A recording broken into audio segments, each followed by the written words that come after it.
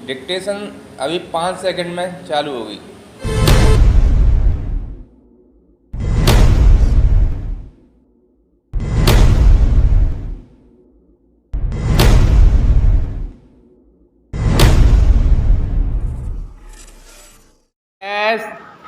OP Shukla, भाग 8, अभ्यास संख्या 37।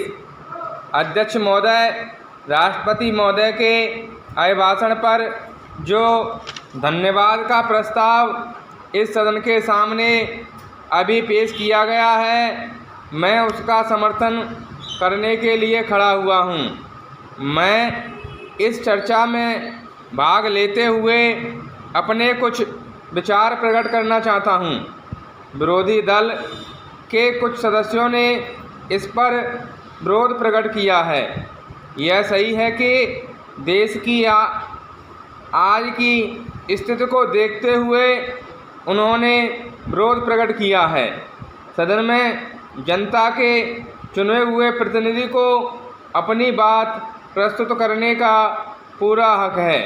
उन्हें अपनी बात अच्छे ढंग से सदन में प्रस्तुत करनी चाहिए थी।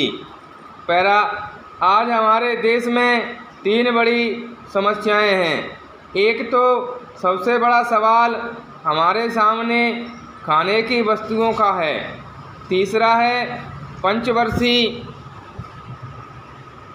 योजनाओं के अंत में हमने कल्पना की थी कि हम अपने सारे साधनों का जुटाकर अपने लक्ष्य के अनुसार खाद्यान्न उत्पन्न करेंगे।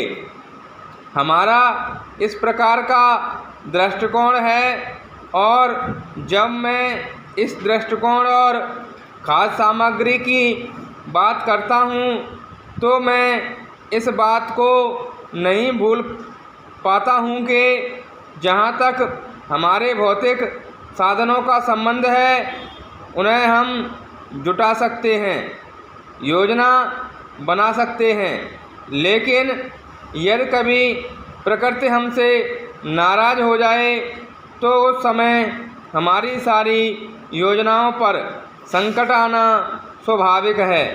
हम चाहते थे कि बाहर से अनाज न मंगाएं। बाहर से अनाज मंगाने से हमारे आत्मसम्मान को बड़ी ठेस पहुंचती है और यह आत्मसम्मान किसी राष्ट्र के जीवन में सबसे अधिक महत्वपूर्ण स्थान रखता है।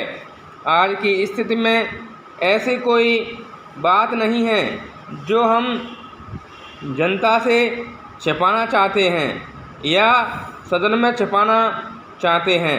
हमने अपने सारे उत्पादन और गल्ले के समस्त भंडार को स्पष्ट बताया है। हमने चेतावनी दी है कि हमारे पास अनाज नहीं है।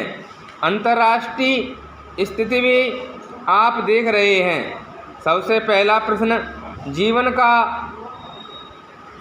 आता है और उसके लिए जहाँ से भी अनाज प्राप्त हुआ हमने लिया। इस समय भी हम वार्ता करके आप सबका सहयोग लेना चाहते हैं। हम स्वावलंबी होना चाहते हैं, उत्पादन बढ़ाना चाहते हैं, लेकिन जब प्रकृति की नाराज़गी का हम पर असर पड़ता है तब हमारी चिंता बढ़ जाती है।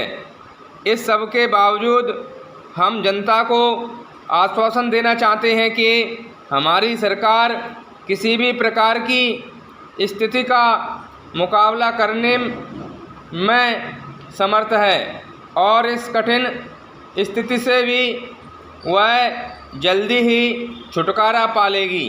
पैरा, आजकल एक अशांति का वातावरण पैदा करने का प्रयत्न किया जा रहा है।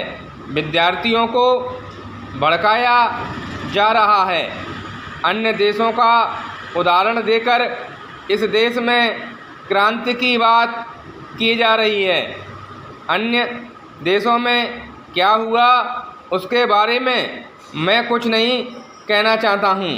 विद्यार्थी समाज के सामने आज 2 प्रश्न हैं और हम चाहते हैं कि उनका समाधान वे स्वयं करें, एक अध्ययन का और दूसरा आंदोलन का। यह निर्णय उन्हें स्वयं करना है कि वे अध्ययन करना चाहते हैं या आंदोलन। स्टॉप।